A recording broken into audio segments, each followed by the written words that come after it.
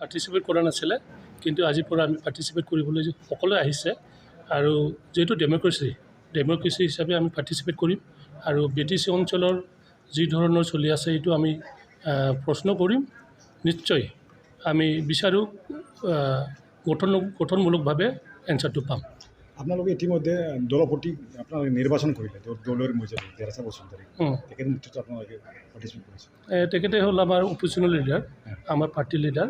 তেখেতৰ আণ্ডাৰতে আমি কাম কৰিম, একেলগে কাম কৰিম। আৰু BTCক কেনেকৈ উন্নয়ন কৰা যাব ইয়াৰে আকৰে কোনোবা টোপাত ইমপ্লিমেণ্টেশ্যন হোৱা নাই, ইমপ্লিমেণ্টেশ্যন কৰাৰ কাৰণে আমি প্ৰশ্ন কৰিম। Thank you sir. সেই ধৰণৰ সেই কামত নাই।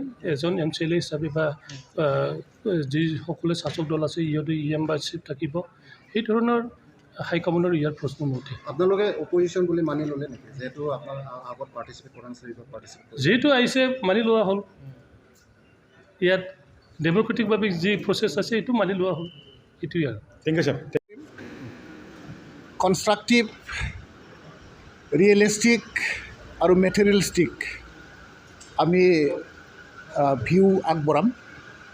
BTCৰ উন্নয়নৰ ক্ষেত্ৰত, শান্তিৰ ক্ষেত্ৰত আমি মাত মাতিম। এইখিনি চব মেম্বাৰ থাকিব আপোনালোকে? সবেই থাকিব, চব মেম্বাৰ থাকিব। আমাৰ BPF লেজিছলেচাৰ দল হিচাপে আমি পাৰ্টিচিপেট কৰিম। যিটো আপোনাৰ নেতা হিচাপে ইতিমধ্যে চৰকাৰে আপোনাৰ দলে ইতিমধ্যে ঘোষণা কৰিলে অপজিশ্যন লিডাৰ হিচাপে, এইটো হাইকমাণ্ডৰ নিৰ্দেশ, হাইকমাণ্ডে দিয়া দায়িত্ব। আপোনালোকৰ সহায় বিচাৰিছোঁ যাতে হাইকমাণ্ডে দিয়া দায়িত্ব মই সুকলমে পৰিচালনা কৰিব পাৰোঁ। আৰু বিষয়ৰ ওপৰত আপোনালোকে প্ৰশ্ন কৰিব? তো আমি টোটেল 26টা প্ৰশ্ন আমি জমা দিছিলোঁ। আজি টেবুলত কিমান আহে আমি ভিতৰত সোমালেহে গম পাম। মুঠতে ষ্টাৰ্ট 26টা আৰু আনষ্টাৰ্ট বহুকেইটা আছে।